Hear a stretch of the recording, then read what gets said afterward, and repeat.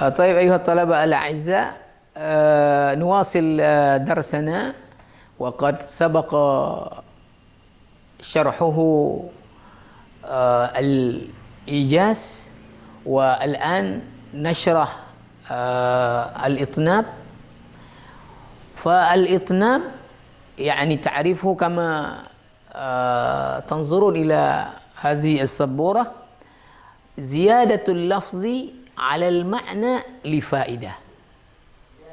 زيادة اللفظ على المعنى لفائدة، يعني هذا بخلاف تماما الإيجاز، ومقابله الإطناب. كما سبق ذكره في اللقاء الماضي، الإيجاز هو اللفظ قليل أو الألفاظ قليلة والمعاني كثيرة. الآن بخلاف ذلك، يعني المعاني قليلة والألفاظ كثيرة. هذا المعنى، يعني زيادة اللفظ على المعنى لكن لفائدة. بعدين أنا سأذكر مثالا في اللغة الأندونيسية أيضا ليسهل فهم هذا الدرس. نأتي إلى المثال حتى يتضح هذا التعريف. المثال الأول: تنزل الملائكة والروح فيها بإذن ربه من كل أمر. لكن لا نواصل نكتب، يعني السبورة يعني محدودة، وأيضا يهمنا يعني هنا هذه العبارة: تنزل الملائكة والروح فيها ليلة القدر. الروح هنا يعني جبريل عليه السلام.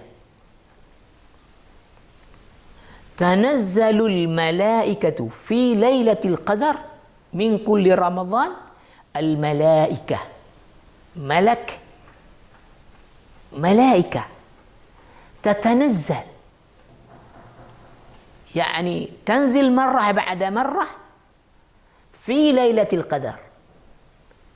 والروح وأيضا جبريل عليه السلام ينزل مرة بعد أخرى في ليلة القدر من كل رمضان. الآن السؤال: لو اكتفى الله سبحانه وتعالى بذكر تنزل الملائكة فيها، هل دخل الروح يعني الذي هو جبريل عليه السلام في كلمة الملائكة؟ الجواب طبعا، لأن جبريل عليه السلام ملك من ملائكة الله، فذكر الملائكة يعني دخل في هذه الكلمة الروح الذي هو جبريل. ولكن هذه الآية يعني تذكر الملائكة على صفة العموم، وبعد ذلك تذكر على صفة الخصوص جبريل عليه السلام. فإذا اكتفى الله سبحانه وتعالى بكلمة الملائكة، فجبريل داخل في كلمة الملائكة. لكن هنا يعني زيادة اللفظ الروح، يعني زيادة اللفظ على المعنى، لأن الروح يعني من ضمن الملائكة، ولكن يذكر هذا لفائدة. لا تنسى زيادة اللفظ على المعنى لفائدة. لفائدة. السؤال: ما الفائدة من هنا؟ الفائدة من هنا يعني ذكر الروح الذي هو جبريل، هذا يكون شأن جبريل من بين الملائكة، يعني عند الله شأن عظيم، فيخصص ذكره في هذه الآية لشأنه بين الملائكة. هكذا. بعد أن أذكر مثالا في اللغة الأندونيسية. مثل هذا النوع من الإطناب هذا يقال ذكر الخاص بعد العام. هذا العام ملائكة، وهذا خاص جبريل من ضمن الملائكة. الآن المثال الثاني بخلاف ذلك ذكر العام بعد الخاص. رب اغفر لي ولوالدي ولمن دخل بيتي مؤمنا وللمؤمنين والمؤمنات. السؤال، لو قال رب اغفر للمؤمنين والمؤمنات، هل يعني هو القائل هذا الداعي هذا يدخل في المؤمنين؟ طبعا. هل والديه يدخل في المؤمنين؟ طبعا. هل من دخل بيته يدخل من المؤمنين، يدخل في كلمة المؤمنين؟ طبعا. إذا اكتفى برب اغفر للمؤمنين والمؤمنات هذا يكفي، لكنه يذكر رب اغفر لي أنا ولوالدي ولمن دخل بيتي. هذه ثلاثة يعني يخصصهم، وبعدين يدعو للعموم للمؤمنين والمؤمنات. فهذه وهذه زيادة المعنى، لأنه يعني تحت هذا المعنى والمؤمنين والمؤمنات. لكن مرة أخرى لفائدة، لماذا يذكر اغفر لي؟ لأنه يهتم بذنوب نفسه أكثر، ولذلك يقدم ذكره، ويهتم بذنوب أيضا والديه أكثر، ويريد يعني مغفرة الله أولا لنفسه ولوالديه ثم للجميع، ولذلك يبدأ بذكره ووالديه. هذا هو. طيب، الآن أنا أذكر باللغة الإندونيسية. Al-itnab ya adalah salah satu cara menyampaikan ya satu pesan atau kalimat sempurna dalam bahasa Arab, di mana jumlah lafaz lebih banyak daripada makna yang dikandung oleh lafaz tersebut. Tapi ada tujuannya, bukan asal-asal, ada faedahnya. Penambahan lafaz berbanding dengan makna yang dikandung. Perhatikan. Contoh, tanazzalul malaikatu warruhu fiha. Ini masalah Lailatul Qadar. Ya. Turun para malaikat dan ruh pada malam Lailatul Qadar.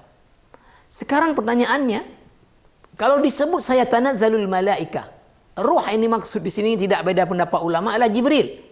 Apakah Jibril sudah masuk dalam kata malaika? Iya, jelas.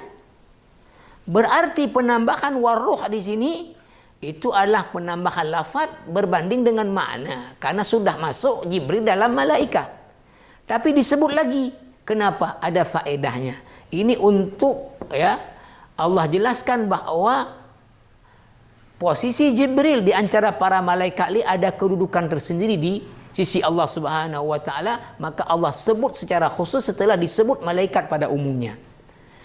Kebalikannya, ya, dalam doa ini, ampunilah saya, kedua orang tua saya, dan yang masuk ke rumah saya dari orang yang beriman, dan kepada mukmin dan mukminat. Nah, kalau disebut saja mukminin mukminat, maka ini semua masuk. Saya masuk dalam mukminin. Kedua orang tua saya masuk. Orang yang masuk ke rumah saya masuk. Nah, tapi kenapa ini disebut lagi? Saya, kedua orang tua saya masuk rumah saya. Padahal cukup disebut Allahumma gfir lil mu'minina wal mu'minat, masuk semua. Nah, penambahan ini ada maksud. Karena yang berdoa ini menginginkan bahwa dosanya itu diampuni terlebih dahulu. Begitu juga orang tuanya, kemudian baru orang lain. Dalam bahasa Indonesia, masalah itnab ini dan ijaz juga terjadi. Kita beri contoh. Ya, dalam satu majelis, Ya, misal satu orang berbicara, maka dia akan beri penghormatan. Yang kami hormati Bapak Gubernur, yang kami hormati Bapak Bupati, yang kami hormati Bapak-bapak kepala SKPA, yang kami hormati fulan. Kemudian di akhir dia katakan seluruh hadirin dan hadirat yang mulia. Nah, sekarang pertanyaannya, kalau dia cukupkan dengan hadirin hadirat yang mulia, masukkah gubernur ke dalamnya? Ya jelas. Masukkah bupati ke dalamnya? Ya masuk. Masukkah kepala SKP ke dalamnya? Masuk.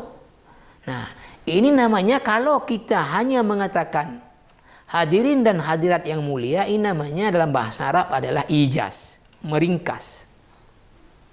Kalau kita sebutkan tadi satu-satu orang-orang tertentu, ini namanya adalah itnab, ketika di ujungnya kita sebut lagi hadirin hadirat yang mulia. Dan ini kenapa itnab ini terjadi? Karena ada faedahnya. Karena ada orang-orang yang perlu diberi penghormatan khusus. Tidak bisa digabung ke dalam semua orang tadi. Maka disebutlah Pak Gubernur, disebut Pak Bupati, disebut Kepala SKPA. Nah, ini namanya dalam bahasa Arab disebut dengan itnab. Taib. Hadza akhir syai'. Hadza al-wasat baina al-ijaz wal-itnab wa al-musawat. ما هو المساواة؟ تأدية المعنى بعبارة مساوية له للمعنى. تأدية المعنى بعبارة مساوية له، يعني ما بين الألفاظ والمعاني سواء. قلنا الإيجاز ألفاظ قليلة معاني كثيرة، إتناب ألفاظ كثيرة معاني قليلة، والمساواة يعني سواء بين الألفاظ والمعاني تحتها سواء. انظر المثال: وما تقدموا لأنفسكم من خير تجدوه عند الله. ما تقدموا من خير لأنفسكم تجدوا الذي تقدمه عند الله. هذا المعنى تحت هذه العبارة مساويا للألفاظ تحت هذه العبارة. أقول باللغة الأندونيسية المساواة ketika jumlah kata dengan makna yang dikandung di dalamnya sama, ini namanya dalam bahasa disebut dengan musawat. Sekali lagi kita ambil kesimpulan dalam satu pembahasan tentang al-ijaz, al-itnab dan al-musawat, bahwa al-ijaz adalah menyampaikan sesuatu dengan kalimat sempurna di mana jumlah katanya itu sedikit tapi makna yang dikandungnya banyak.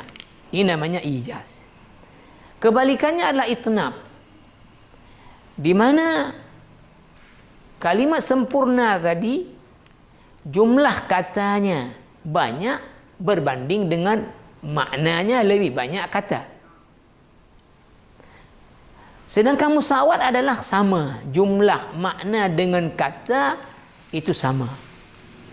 هذا هو يعني شرحنا لبحث الإيجاز والإطناب والمساواة في علم المعاني، ونرجو الإفادة من هذا الشرح، ونرجو اللقاء طبعا،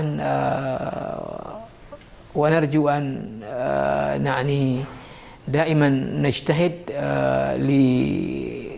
لنكثر القراءة ونكثر المطالعة حتى يعني نزداد يوما بعد يوم من حيث معرفتنا وعلومنا، وحتى يفقهنا الله في الدين. النبي صلى الله عليه وسلم قال: خيركم يعني من يريد الله به خيرا يفقهه في الدين. وشكرا. السلام عليكم ورحمة الله وبركاته.